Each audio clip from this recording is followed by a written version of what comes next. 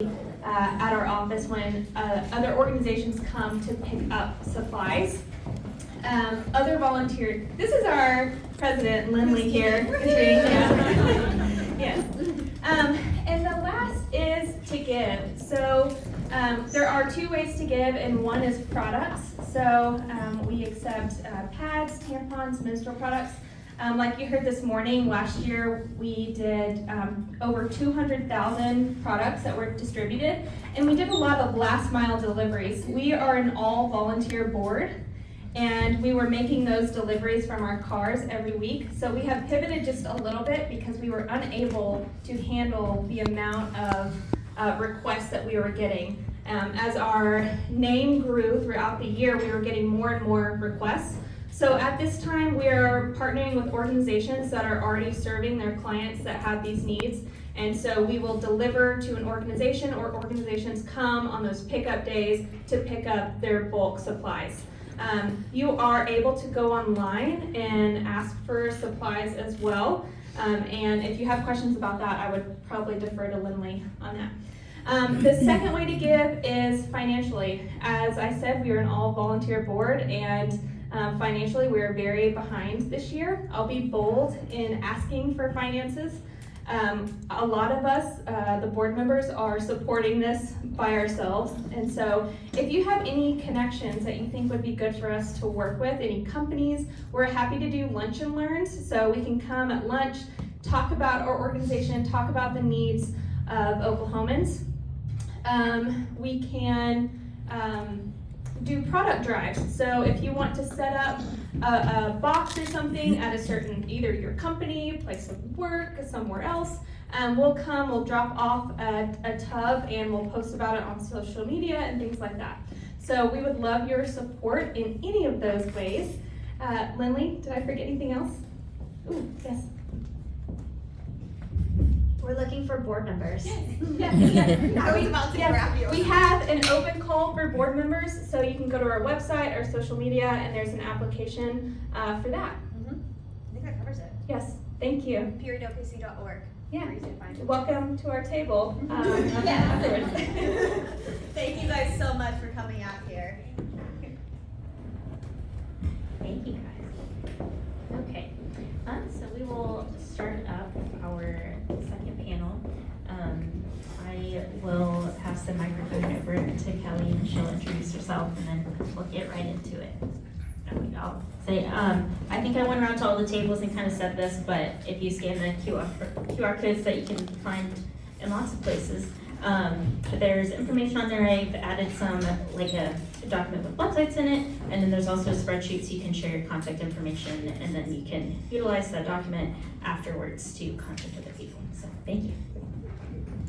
Thank you. Thank you, everyone, and thank you so much to Kristen and to Lindley and to everyone who put this together. This is a labor of love, and I'm thrilled to have this small part of it, and I'm thrilled to be involved. My name is Kelly J. Lewis. I am the CEO of the Institute for Native Arts and Media. We are a 501c3 based out of Norman, and our goal with Period Poverty started, it's so strange to say that now, it actually started at the beginning of basketball season for me. My nieces attend Riverside Indian School, which is one of the few remaining operating boarding schools, American Indian boarding schools in the country. And their coach, who is also a relative of mine, because Indian country, we're all related, right? He had mentioned to me that some of the girls on his team were in need of products. And I thought, oh, well, you know what, we'll put something together for sure. And I talked to my board, and everybody was cool with it. And so we went and we delivered what we called Savvy Supply bags. And we just kind of put a few different products in each bag. A few tampons, a few pads, different absorbencies. As a young Native woman, I had a lot of issues and a lot of embarrassments because of not using the correct products. And so that's basically how it started. One of the their pep club is called the War Party, and I love it. If you've ever seen Riverside Indian School basketball teams, the Braves and the Lady Braves, their War Party, their pep club is phenomenal, and they rock the house everywhere they go. But one of their sponsors had talked to me because her sister is an assistant coach on the basketball team. And she said, hey, do you have any more of those bags? I'm like, yeah, absolutely. And then it just kind of got to the conversation of, well, how much of this do you need? Because I was even under the misconception that students at Riverside Indian Schools, and it being a government school, like don't they have resources there? Three of my 4 grandparents went there, they had resources, so that's just not even something I thought about. And so that parlayed into me contacting PeriodOKC, got hooked up with Kristen and the wonderful ladies at OU Boomer Sooner. And so here we are today, and I'm thrilled to be here leading this discussion about our communities of color here in Oklahoma and our unique needs. So what I'm going to do is I'm going to pass the microphone to our wonderful panel and let them go ahead and introduce themselves. Welcome, I am Donna Ritchie. I'm Kiowa. I'm from Anadarko, Oklahoma. I was raised there, couldn't wait to leave there, and then couldn't wait to come back. And the most important reason was because I am a Native student, like Kelly. I mean, we're kin. Really, we are kin. Like, not just Indian country kin, but we are kin. Like got the same DNA. Yeah. So you know, seeing, we can count on one hand how many teachers from pre-K to 12 that look like us in a predominantly Native community where 77 to 80% of the students are Native.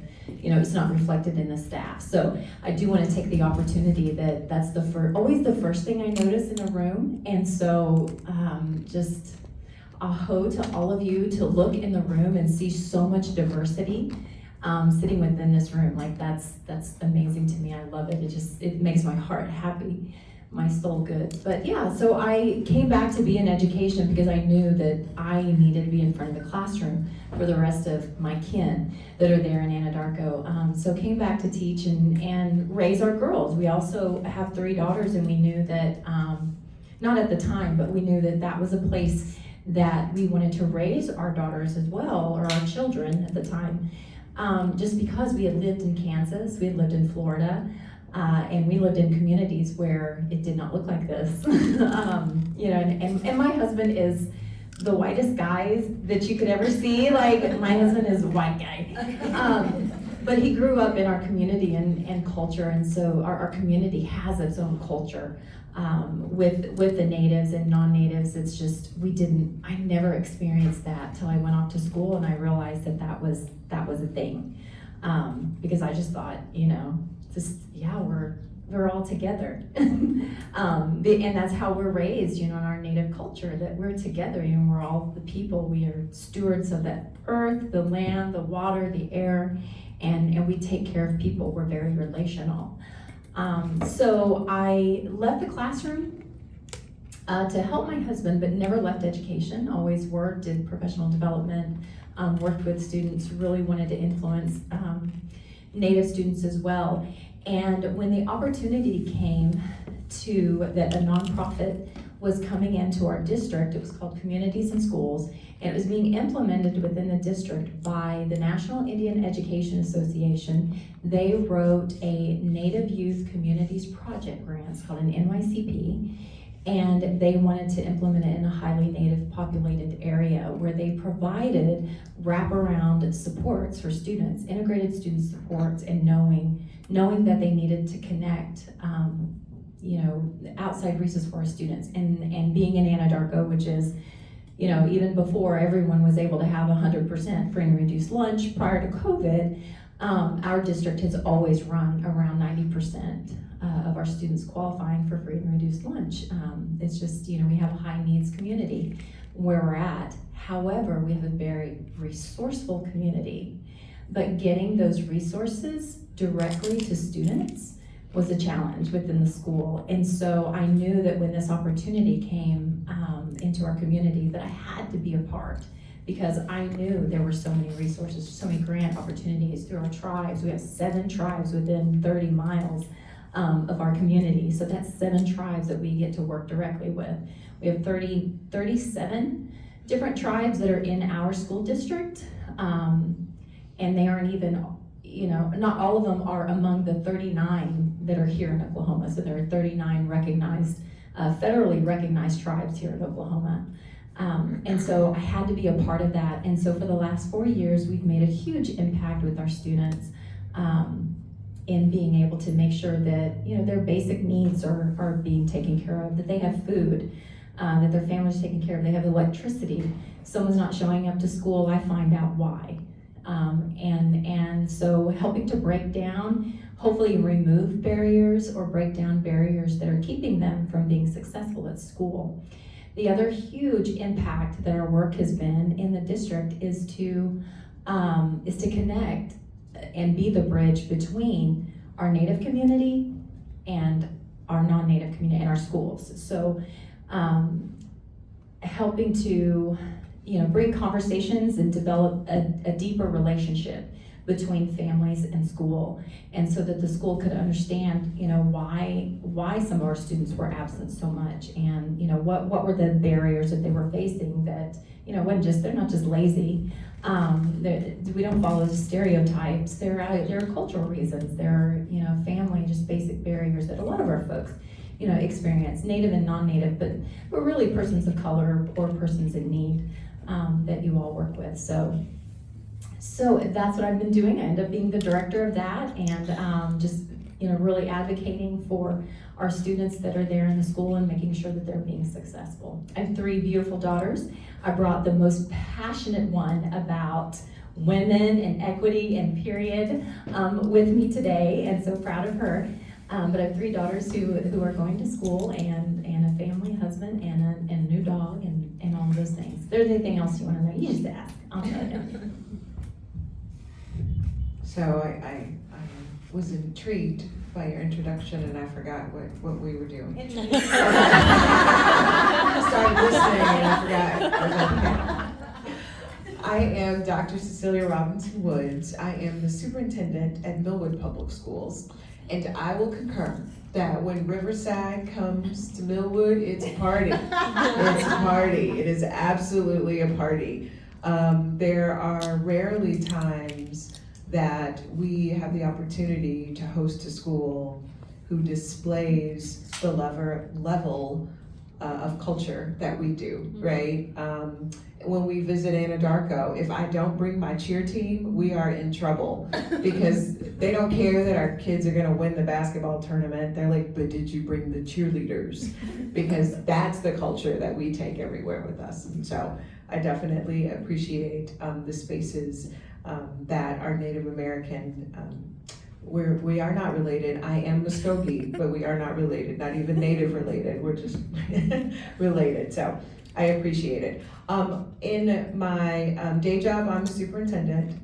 I am a proud single representative of women of color in the state as superintendent. It's just me, of the 520 of us. I know, it's pretty crazy. So, but it's what it is. I also have the privilege of being a community director on the OU Health Board. And so I appreciate being a part of this conversation, so that when I am in those rooms, I can take these voices to the people that can help hopefully make a difference. Okay, thank you so much. I'm thrilled to be on this, to be able to moderate this panel, and one of the main reasons especially is to lend my voice to these causes for American Indians, menstruators, not just our women, but menstruators. And we can't forget our two-spirited family members in this discussion, and the accessibility and the safety issues that they experience when they need these products. It's not like we have a choice. If I would choose not, but I didn't get that choice. I don't have that choice. And neither do our menstruators.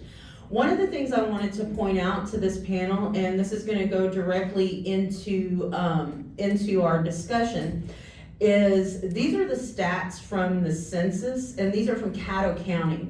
Caddo County and Canadian County are two counties in Oklahoma that have a designation by the federal government for perpetual poverty. If you're a grant writer, like I am, you actually get more points for writing grants that are gonna serve communities in Caddo County, which is where Anadarko, the county seat, and Canadian County, which is El Reno, that's the county seat there. And so these stats deal solely with Caddo County. Persons under 5 years old, we're talking poverty level here, and these are census numbers. For persons under 5 years old, the poverty, 6.1% of our kids under 5 are below poverty level. Persons under 18, 24.5%. Persons 65 years and over, 17.1%. Okay, get this. Female persons, this, and I take umbrage with that language, but that's what it is. Female persons, 47%. We're talking poverty, 47% of our women in Caddo County. It's astounding. So this part of the discussion, what I want to talk about for Ms. Ritchie and Dr. Robinson Wood is, I want to know what the major issues are that you see in your programs and in your schools that our menstruators face. And what are those big ticket items that are so glaring that we need an immediate response? One of the best things about what we do is we didn't realize when I hired people, they all say the same thing when I tell them what we do is, I wish this would have been here when I went to school here. You know, I hired a lot of local people that were there because we're looking at, when you're talking about the lack of resources in a rural area, that there are so many lack of resources in a rural area. There are not organizations. There are not a lot of nonprofits. There are not a lot of places to reach out to. And so that's major. There's not a lot of jobs for our women. We're trying to raise them. But so for us in our little town of Anadarko, what our menstruating folks are missing is just, that accessibility and that affordability.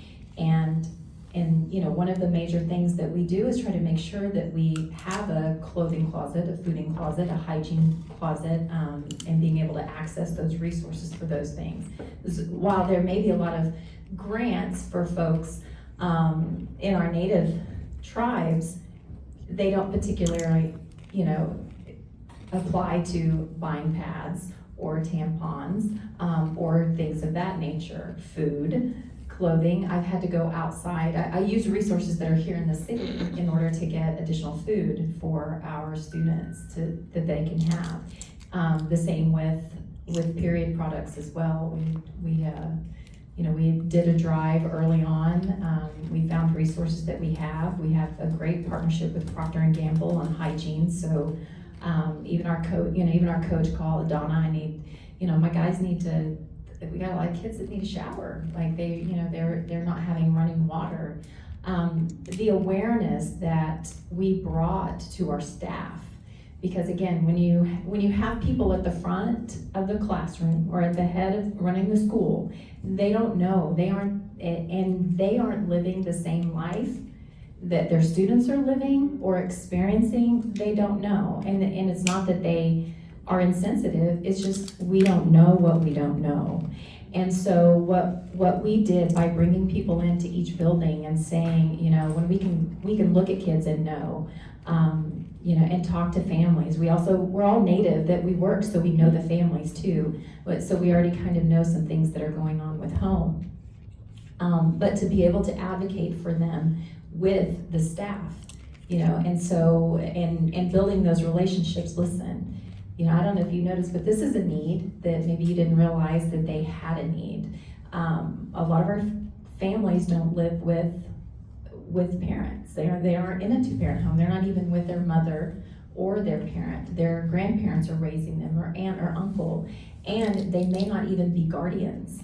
So they don't even have the legal capacity to kind of take care of them or get resources for them. So they're raising these kids because their family, like I said, we're relational, so we're not gonna let these kids go anywhere else. But they aren't getting any support, any additional support to help bring in 3 or 4 or 5 of their nieces or nephews or grandkids in order to raise. They don't have that financial support either. So those are a lot of the things that we're looking at. But yeah, did I answer the question? Do you want to know some other things? I definitely agree in regards to people not having the knowledge to help. And I will say that the state of Oklahoma is a really tough place for people of color, and it's probably an even tougher place for women. And the biggest thing that I would say, if you want to begin to make a difference, is to have conversations with people that this has absolutely nothing to do with. We tend to be communal, right? We want to be in safe spaces. We want to have conversations with people who are in agreement with us, which is normal, it's typical.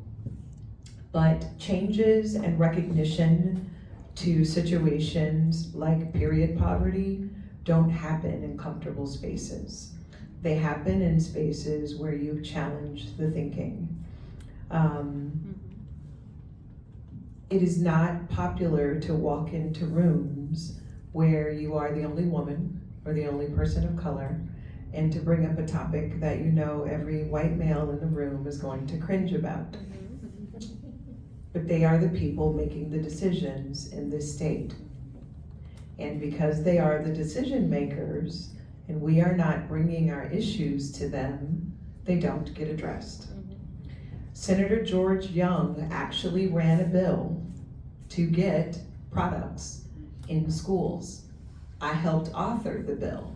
It didn't even get a hearing. It did not move. I wish I had met you guys sooner. I could have had some lobbying going on. And we were trying to get support through child advocacy nonprofits. That's who I knew to call. That's who I knew to send.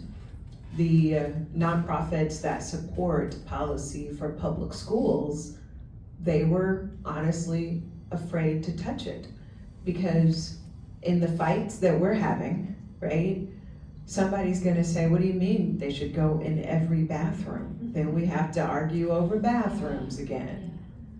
And what do you mean that you are going to give girls extended periods to potentially go to the bathroom and make some man uncomfortable by saying that you have to give some leeway in these areas? But we're not having these conversations, and when few of us have these conversations, we do not fully represent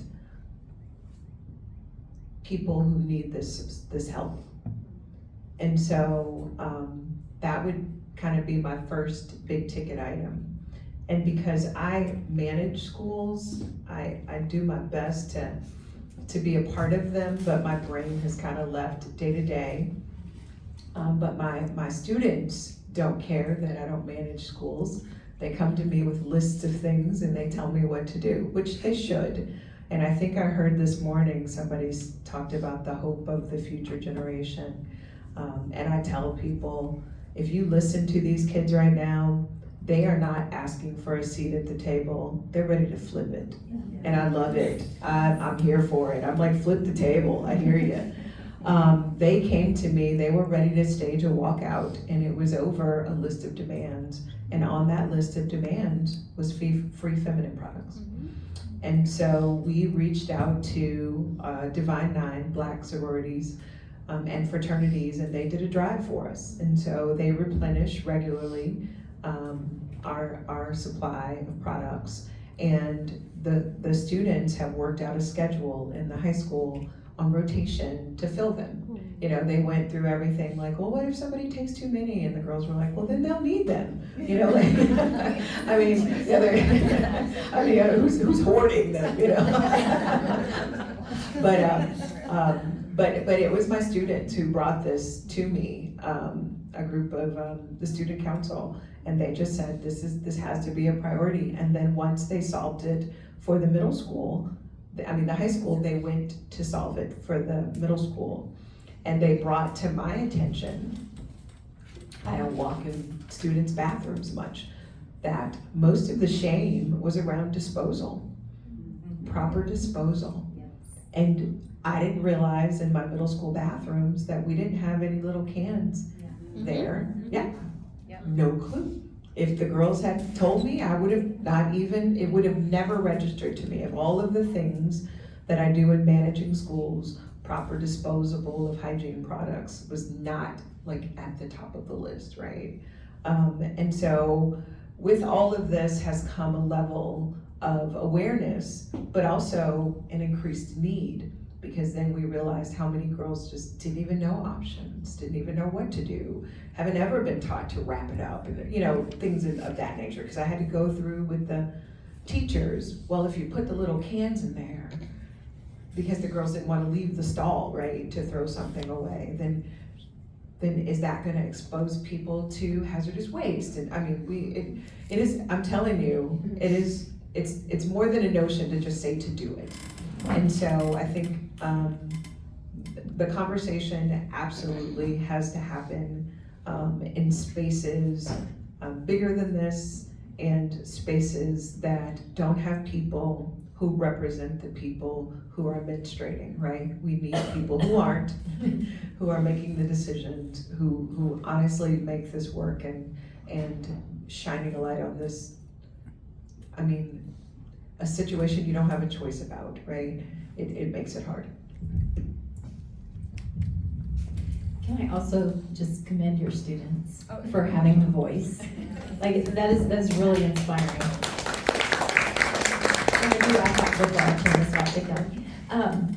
I thought about what Sarah said earlier. I thought she really had it right, because our students are doing the same thing.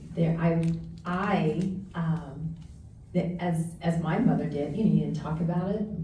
In my 50s now, same thing with my girls, oh, this is coming up, but no big deal, it's whatever you need, here's probably what you've got, right? No really support. But my girls, and I watch these girls, that we have in school, they'll ask in the middle of class, in front of all the, Ms. Ritchie, you got tampons? Like, they're out in the bathroom, I need one. And I'm like, I would have never done that at 16, but they're so bold. And so it does give me hope for things to come, that things are getting better. And so on that voice, I want to also, emphasize too what Cecilia said, that we do have to be the advocate and the voice. For Native students, they don't feel like they have a voice, just because the schools that they're attending weren't designed for them. They weren't designed for them. We've only had citizenship less than women had. Like, women have had citizenship longer than Natives have. So it's been 100 years. Yeah, we haven't even had citizenship for 100 years. So, we haven't had voting rights, we haven't had the voice, and again, schools were not designed for us. The schools that were designed for us, there's only a few left. And so we were put in the schools that were actually designed around, especially in Oklahoma. The schools where my students are attending, those schools were designed for the folks that were there to take care of our people.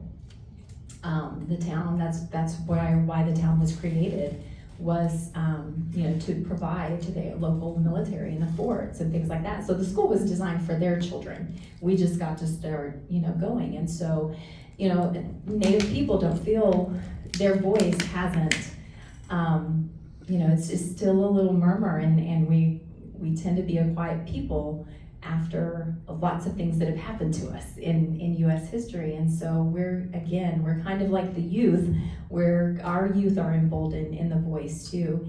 And so I'm a little bit jealous that your kids would really advocate and come to you with that voice, because I don't think our kids feel as empowered yet.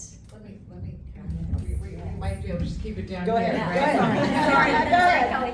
Well, and I will say, as an afterthought citizen as well, right?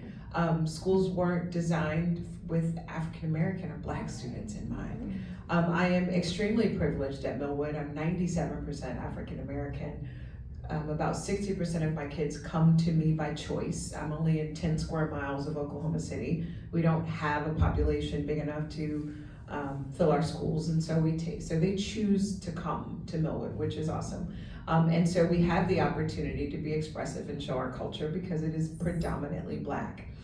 But having said that, some of the things that happen in our schools, my kids are safe because they see people that look like them, right? So my students come to me because they know that I have been where they have been, and they see that. And so in a state like Oklahoma, the conversation you're even having about why the school was designed and who it was there for and how you weren't included could be perceived taboo if one person in the room left and went home and told their parent. And this is a little bit off, but it's kind of the same. The fight we are having right now about DEI, it should be everybody's fight. But because I don't get to take off this brown skin, no offense to natives, but when I walk into a room, nobody confuses me for anything other than a Black woman. Not for 1 minute. Now, I understand and I appreciate that you speak your heritage, but if you didn't, people would wonder, right? Nobody wonders about me. And so unfortunately, often we end up being the voice, which looks like it's only a Black voice, right? But because I don't have a choice about speaking up, because I represent who I am, when we walk into rooms, people's like, oh, we've heard this all before, right? I would say, well, you're gonna hear it again today.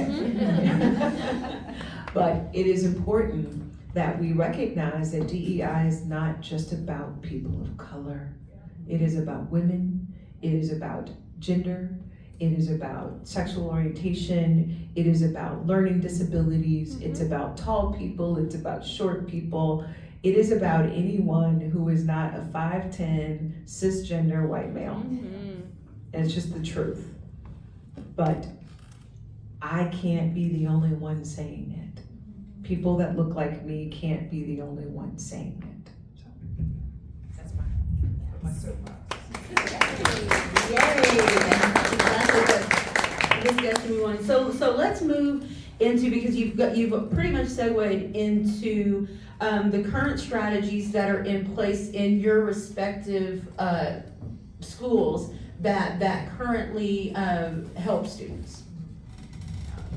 So we came and did this kind of the same thing. We knew that students were coming asking for products, for hygiene products, and so we're like, well, why are they not in the bathroom? You know, this is a need. Again, we provide basic needs, make sure that we have basic needs, and hygiene items, no matter what they are, soap, shampoo, pads, tampons, like we needed them.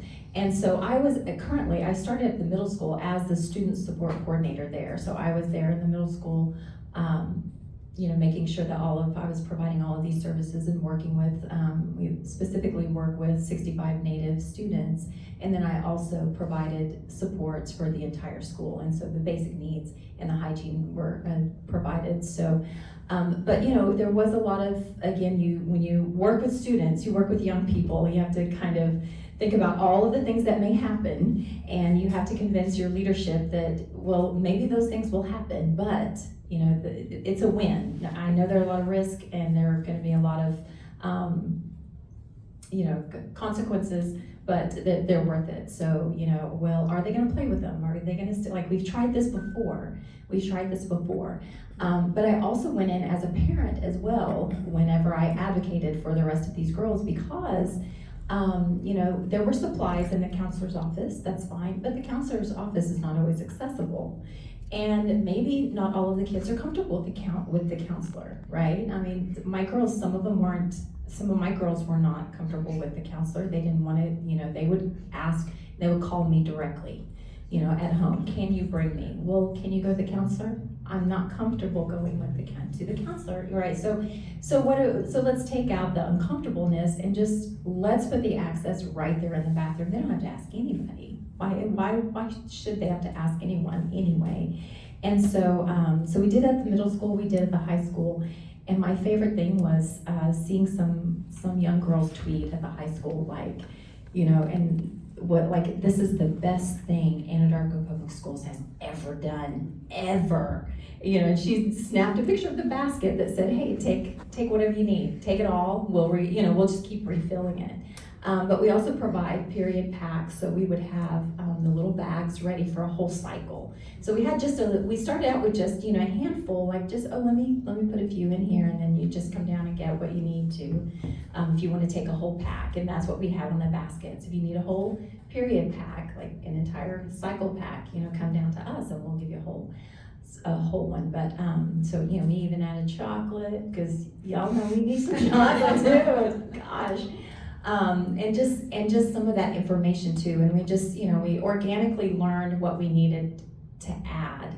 And so learning about PeriodOKC, that there was a local chapter, made me excited this week, because, you know, we've been able to provide, you know, we do have a budget that we can buy those basic needs and items for that, but my staff was telling me that we're almost, like, we're low, we're low, and I'm like, well, what funds do you have left? And so it's nice to be able to know that we have some resources when we start to run out. We'll get what we can. But yeah.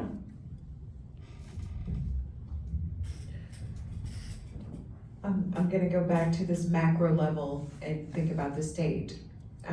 We love to talk about what parents should do. And we love to talk about what should happen at home. And I have no idea how legislators who have access to so much data and so much information have no idea how many kids don't have parents that can speak to them and don't have a place to call home. Yet we still continue to use holistic language and shame people who don't have what some would consider a basic necessity or a basic need. They just don't have them by no fault of their own. And so one of the hurdles in advocating for something like this is the first thing that, you know, some lawmaker's gonna say is, well, why did their parents do it? And then there is also, we have parents who are uneducated. We have people who don't menstruate, raising people that do. We have people who have grown up with shame and stigma on their own and honestly believe the school is teaching them, right? We have people who don't even see their children, let alone care for them. They provide a house, they provide some things. When we had the first big delivery, bulk items in my office, and there's a workroom that you can walk through to get through my office, and they were in the workroom waiting to be placed. And a kid came through and she says, "Ooh, can I take some pads?" And I was like, "Sure." She's like, "My uncle only buys tampons," because she only lives with an uncle and he doesn't know, he just goes and buys something and puts it in the house. So she's all excited to go shopping, you know, for different sizes of pads. And that was one of the revelations to me, like, wow, these kids have got something. But I'm, you know, they already think everything that I own is theirs anyway. So I work for them, you know, they know this. But I don't know how we change that narrative, but that's a big part of this, right?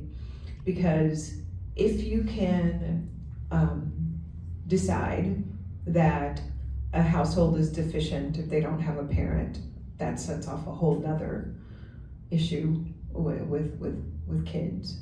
But also, it frees you from having to have a conversation that makes you uncomfortable, or like my colleague in Middale ended up having, Middale Public Schools got a grant from a national organization to provide products in bathrooms. And he got a lot of backlash, a lot of mess, because people associate menstruating with sex. Well, if you're having sex and you're talking about menstruating, we all know that's a good thing. Right? I mean, you want it to happen, right? I mean, Especially now. yeah, exactly. Yay, you know. But so he had to endure quite a bit of feedback and questioning about why would he do that? Like, why would you okay for that to happen? We, lawmakers, state agencies, which schools are state agencies, all schools are state agencies, should not be entering into conversations about this. Yep, it's crazy, but that's what he had to endure. And thankfully, he was like, I felt the need was bigger than me having to take the pushback. And so when we decided, we had the donations prior to him, but we didn't do a big press release about it. It's like, yay, we're meeting basic needs. Who did that? Yeah, we don't do that. Because we were so embarrassed that we didn't think about it, right? And so in those conversations about making people uncomfortable, we also have to be informed and inform the public enough to know that we can't continue to link this need to things that people see as taboo in schools. I can go on and on about the stupid stuff of, I don't even know what I can't teach anymore. I've lost track. I just, when you see me on TV, we did it. That's where I am. I tell people I've been to court a lot. I'm okay with it. I'm totally fine. So, but I do know that the attack on teaching or sex ed, and earlier to the doctor, whoever was talking about, health, everybody can't teach health, everybody can't. We don't even try. Like, we contract with City County Health, and they come in and teach our sex ed. It's like, who would ever do that? Nobody would ever do that. I'm not doing that. But we did stop separating probably 5 years ago. So everybody goes through the exact same thing, because everyone needs to know how human bodies function. It's just not specific to you. So even if you don't really want to hear it, we tried, we threw it at you. So, but definitely a bigger conversation in the state of Oklahoma, and it's very, very, very easy to ignore. It just is, because it's tiring. But we have to keep the energy, and even just when you reframe comments from people who say, and you say, oh, this is important, or this is a great priority for schools, and they say, oh, this is for parents, and you say, well, what happens to kids that don't have parents? Who sees to them? Mm-hmm. So. Another thing, you want to make sure that we have like the basic needs that include a clothing closet. So that was something that was important for our school too. I was upset one day because my daughter needed to change her clothes. And so she sat, because she had to wait on me, she sat missing, a whole subject hour because she needed to change clothes. And again, when we're trying to remove barriers for student success, then why am I gonna, have them out? So being able to utilize our clothing closet that we have, the girls come in, like we keep leggings, we buy them by the case, we get them by the case, to have those extra items, and we'll take donations, but they come in, we provide wipes for them, cleaning wipes and everything, so that, whatever they need. And I think what is ingenious is where the district, each site, the school site, where they put our rooms for us to have these things, were because, we're a small district, so we don't have a home ec room at the high school, so the kids have to walk, at the middle school, so they had to walk up to the high school, and so we utilized that room, use the closets as dressing rooms and things like that, so the kids can come in and have that privacy, girls or guys or otherwise, like we have those spaces that they can come in for whatever they need. Okay, thank you. With our last segment, let's talk about, from an education perspective, how organizations like PeriodOKC, like INAM, like all all the organizations that are represented here, how can we positively contribute to our kids and their education going forward? Yeah, I'm gonna think about it. It's on it right now. So, there's a couple of organizations. The first one is COSA, and that is an organization that essentially about a little over 500 of our school districts belong to. We do a summer conference in June, and if anybody is interested in setting up a table there, I think my information will be available. If not, everyone just calls Millwood. And I can help you get connected to that. That's the first one. And those are just administrators, like building level administrators. So I think starting with that mindset.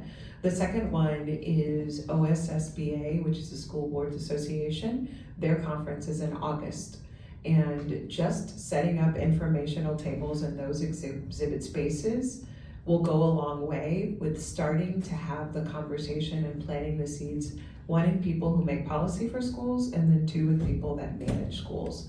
And then the last one would be, I just have all these acronyms, OSSAA, which is the Sports and Athletics Authority, or Sports and, I should know this, I'm on the board.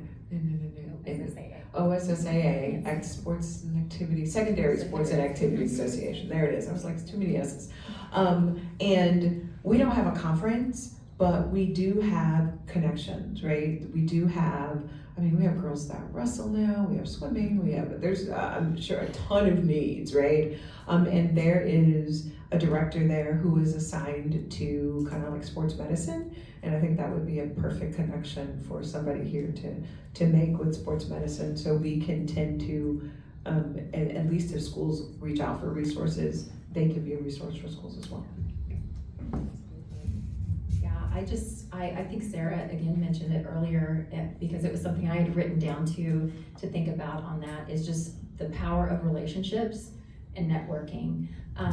You in your local school district and area, you are the voice as a parent or an advocate or an organization.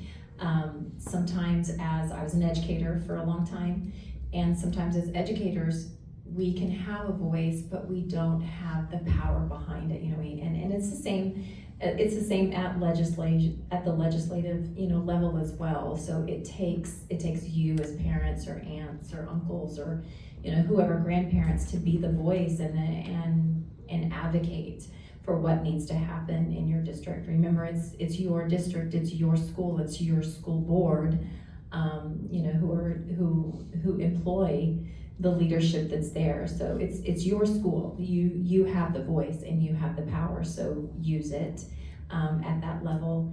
And so and network in different spaces. I think that is the most important thing is that relationship and advocacy.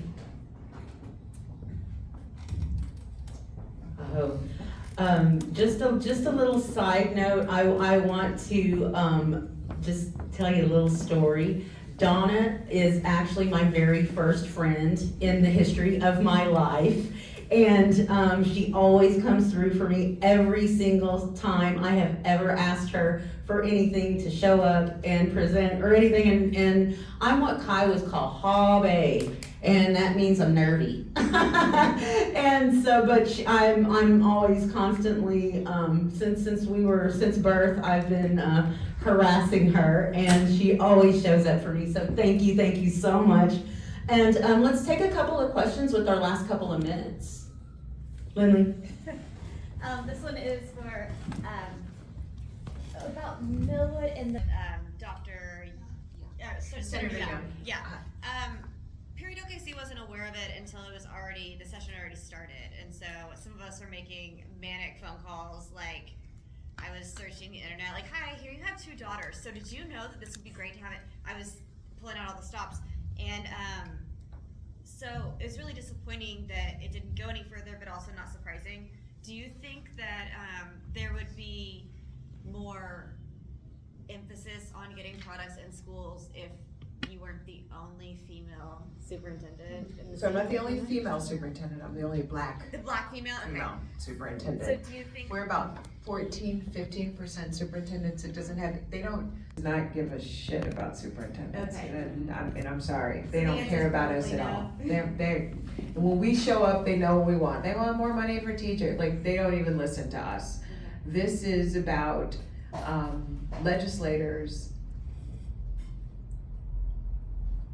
not having the courage to represent, because if they take on something about periods, or they take on something about menstruating, then that might touch bathrooms and gender and da-da-da-da. Now, Senator Young doesn't care. Senator Young, he got it from me, he's rolling, he's fine, he was good.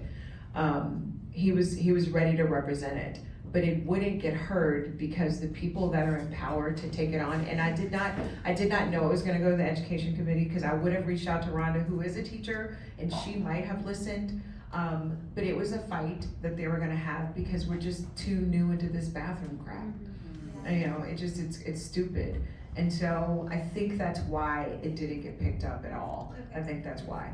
There is a group out there, and if you reach out to me, it's a newly formed group. They're called We Are Rising. Yes. Yeah, and so it's a group of women, and they've got some deep pockets and some long phone calls. And I think those are people that we need to connect with to get behind that bill next year. I think next session, we probably can get more traction. Thank you. I'm talking with them on Monday, so I'll bring that up. Thank you. Who are you meeting with? Sky? Okay, I don't know Sky, but Okay. that's fine. Yes, but I think they would be a great connection. Okay. I have something to add to that. Yeah. Apologist in Oklahoma City.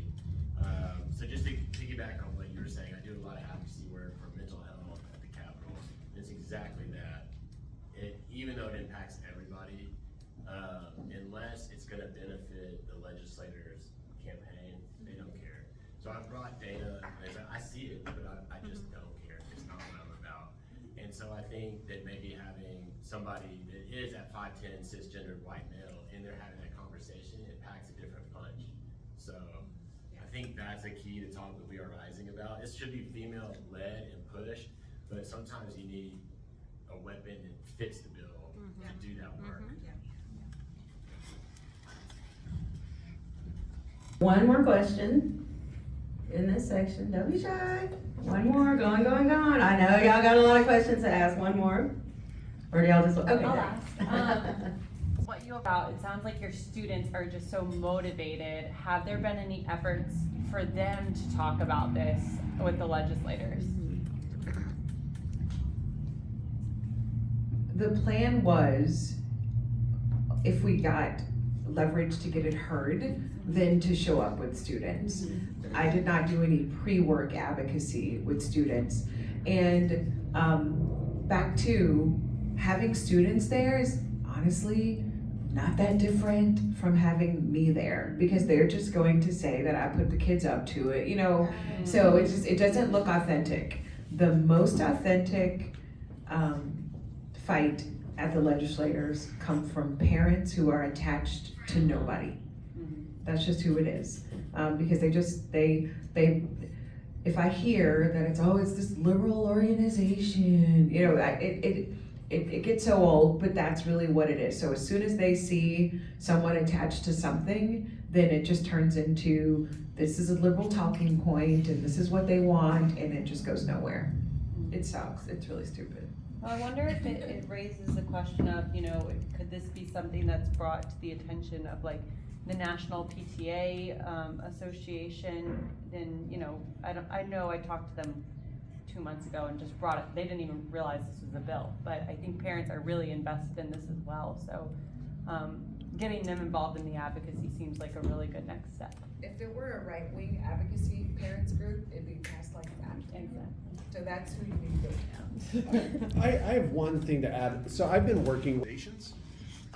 One of the things that they can do that the public schools can't is raise money and put in programs that maybe this may be a slight workaround for a while until we get the policy changes, because I do know that I've talked to 6 fairly significant sized public school foundations who would run a fundraising program to actually fund period products in schools. It's not ideal because I'm not a big fan of philanthropy stepping in where government should be. However, that is a really great way of private funding with a lot of conservative parents to make sure that the products are actually getting into. The only issue around that is you're running into equity issues because larger and suburban school districts may be able to do a lot more than the rural. But that may be a start to get a workaround before we can get the actual legislation passed. Thank you so much. Aho to Mrs. Donna Ware Ritchie, Mado to Dr. Cecilia J. Robinson Woods.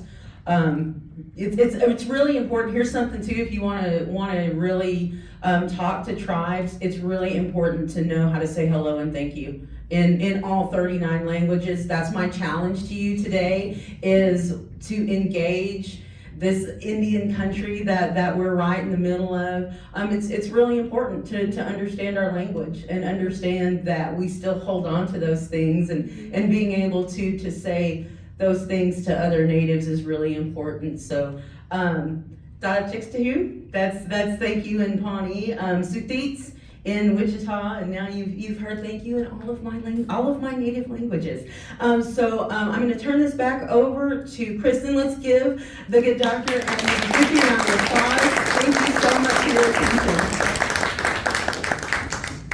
Thank you guys so much for sharing your voices and your experiences. I think this event wouldn't have been, it wouldn't have been right without that panel. So I'm really glad that y'all were able to give your time for us. Okay, so now we're gonna kind of transition to the last hour of our summit. And so we will have some round tables, like loosely in terms of like each table will kind of have a different topic at it. I will be talking about legislative action because I accidentally founded the Menstrual Equity Coalition of Oklahoma. And so if you want to know more about what's going on legislatively, there have been like some conversations part of the way through. I'm just gonna sit at that back table because I've been sitting there all day, so I got this. But then otherwise, on the schedule, on the TVs or on the tables, you can kind of pick out, where you want to go to. You don't have to be in the same place all hour. You can kind of move from place to place. We also have some groups tabling a few outside, PeriodOKC over here. So really just use this last hour to connect with people you haven't been able to yet. Hey, Kristen, can I make a proposal? What's up? I'm Andy. The Civic Action Roundtable. Yes. What if we combine, because we can talk about stuff in the community, but without the legislative aspect, we lose the loop there, so. Love it, Andy. That works for me. Cool. And then I would love if everyone else who kind of helped put this together, we can thank them for one thing.